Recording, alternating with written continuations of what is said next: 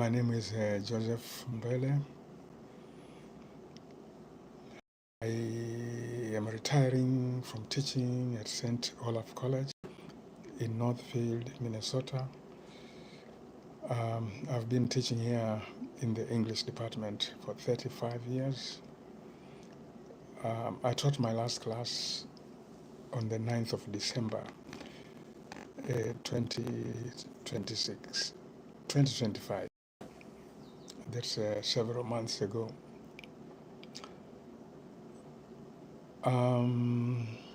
35 years of teaching here at St. Olaf College in Northfield, Minnesota, plus years of teaching at the University of Dar es Salaam in Tanzania. That's where I started. It's a total of 50 years. It's about time I retired. I have a YouTube channel, and I enjoy posting talks like this. These are not highly structured academic type lectures. I just want them to be conversational. I think about a topic, I come and talk in a simple, straightforward way.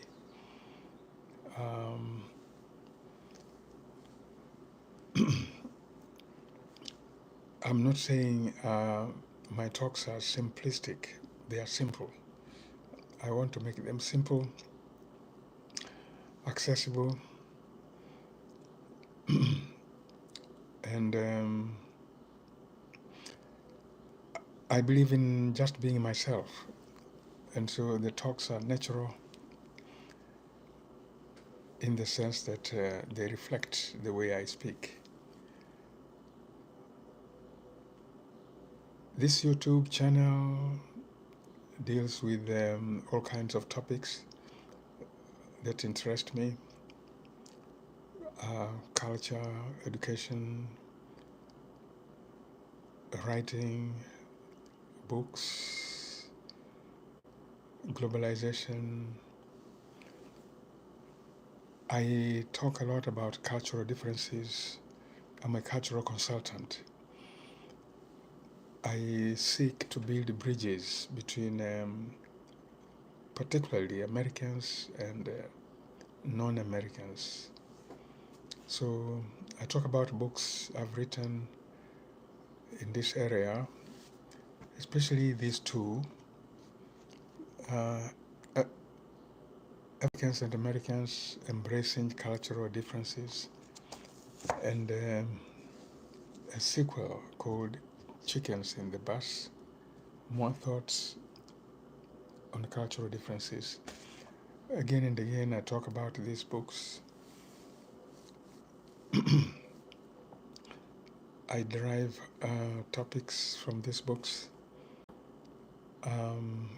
More recently, I've created a course on the same topic to help Americans who move to Africa,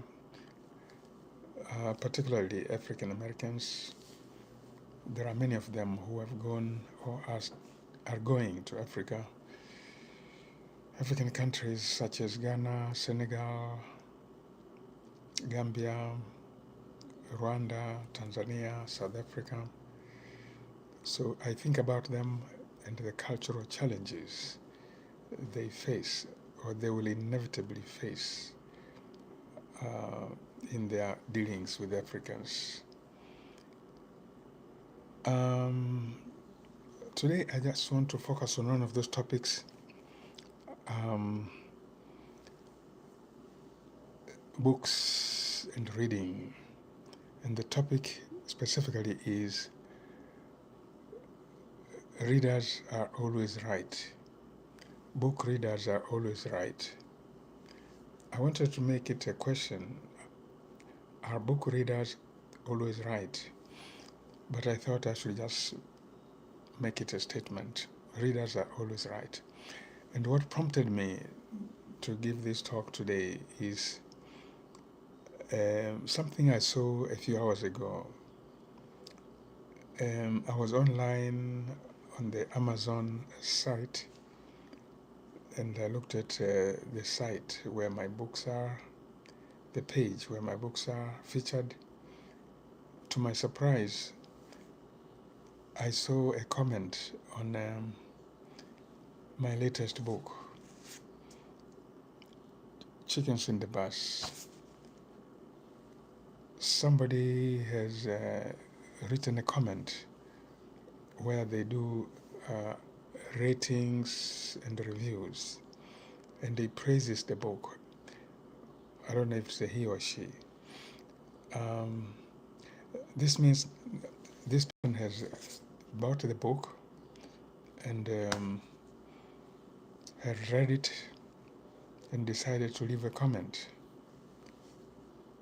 plus a rating. So what surprised me, or rather what pleased me, or what I noticed, was that it's got a 5. The rating is from 1 to 5. And so in total, there are 4 ratings there, and they're all 5, meaning these readers really, really like this book. As a writer of these books, I was intrigued in a way.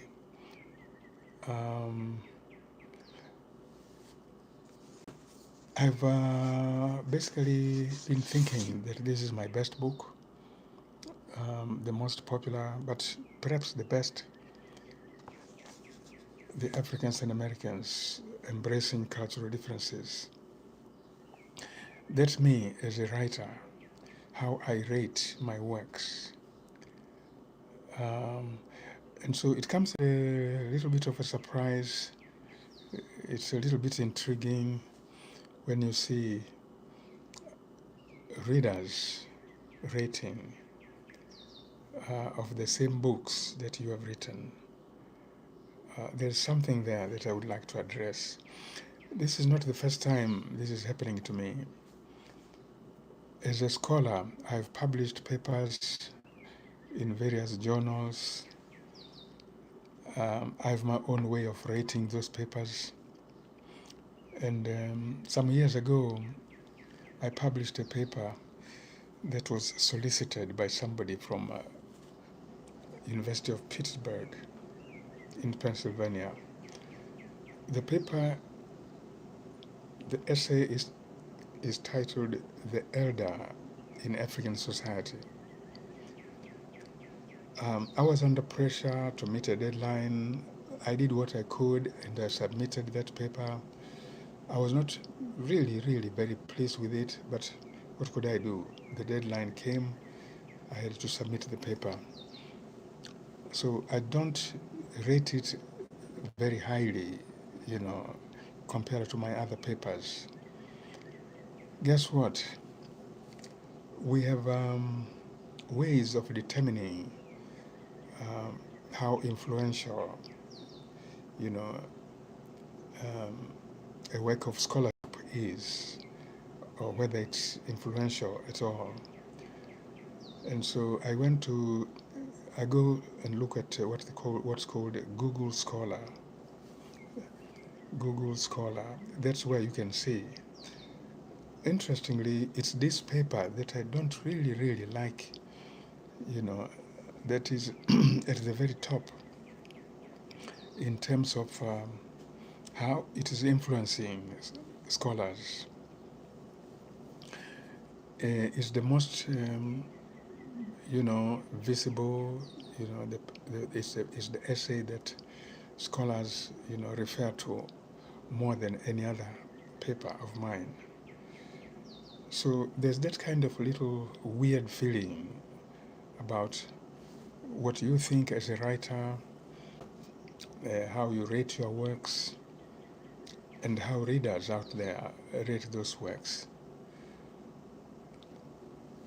Another example I would like to give is the works of this famous Nigerian writer, Chinua Achebe. Chinua Achebe. the great writer from Nigeria, greatest novelist, I would say, from Africa. His novel, first novel, Things Fall Apart, published in 1958. That was his first novel, really. It's a famous novel by him. It has been read all over the world by millions of people.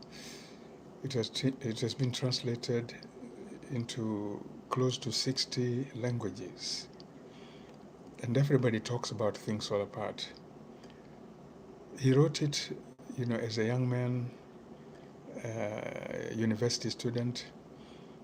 And then from that point on, he wrote quite a number of other novels, very great novels. But honestly, none of them measures up to Things Fall Apart. It seems wherever Achebe went, he passed away. People just want to talk about Things Fall Apart. He has had to answer questions about it. Even in his old age, people were talking about Things Fall Apart. I guess he had to reconcile himself to this issue. I don't know what he himself, considered his best novel. I don't know. I've not come across a statement by him, rating his own novels. But in a way, I pity him. He wrote this novel, Things Fall Apart, as a young man, published in 1958. And then for decades, he kept writing novels and, of course, other works, poems, short stories, essays. But it's the work that he published first that dominates the landscape.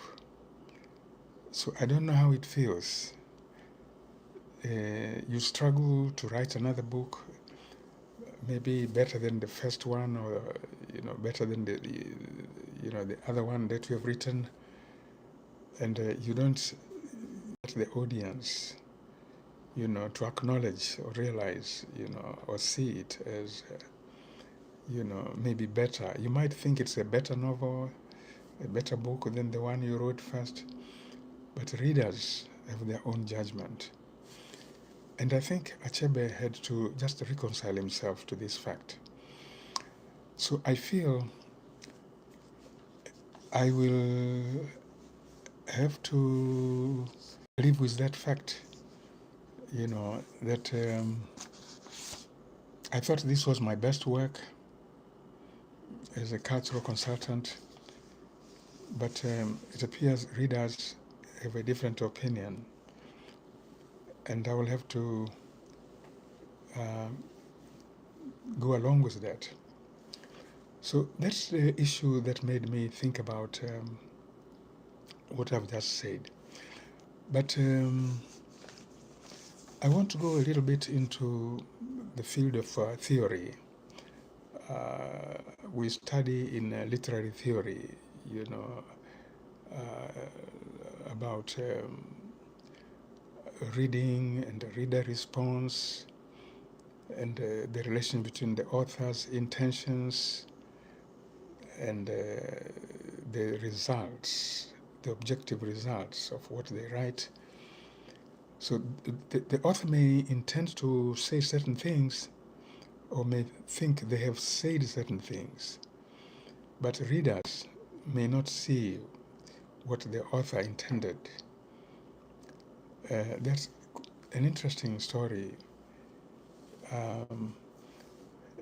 What readers see in your book, what readers see in your writing, is not necessarily what you wanted them to see. The way they interpret what you wrote might not coincide, might not be congruent with what you intended. And that can be a little challenging. In other words, as a writer, you might say they misunderstood you, they misinterpreted you, or they didn't get your point. We writers come up with those kinds of statements. That's not what I meant. Now, in contemporary theories of reading and writing, there's the idea that once you have written a book, you are as good as dead. You're no longer meta. You cannot go around ordering people or controlling them in terms of how they should read your book. You can't teach them how to interpret your work. Once you have published it, it's out of your hands, and there's just nothing you can do. Readers have their own way of reading, and what they see in what you wrote, what they see in your writing is what matters to them. And so intentions of the author might not be important at all. You can't use it as a defense. You can't go around telling people that's not what I meant. It's too late. So there is that element as well. And as I say, I have to think of all these things, and it will be my way of coming to terms with what I'm facing right now. That the book I thought was the best so far might not, be the best, in the minds of readers. And as I say, there is something there from a theoretical point of view that maybe other writers will be interested in keeping in mind. That's it for today. I have promised from the very beginning,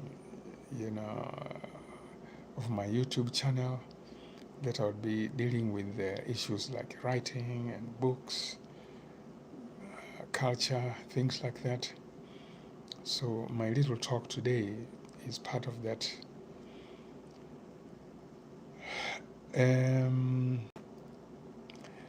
I encourage you to visit my site to check my YouTube channel, and below this video there will be some links to the books, where you can get them, where they are published. Feel free to comment on what I've said. I welcome all comments.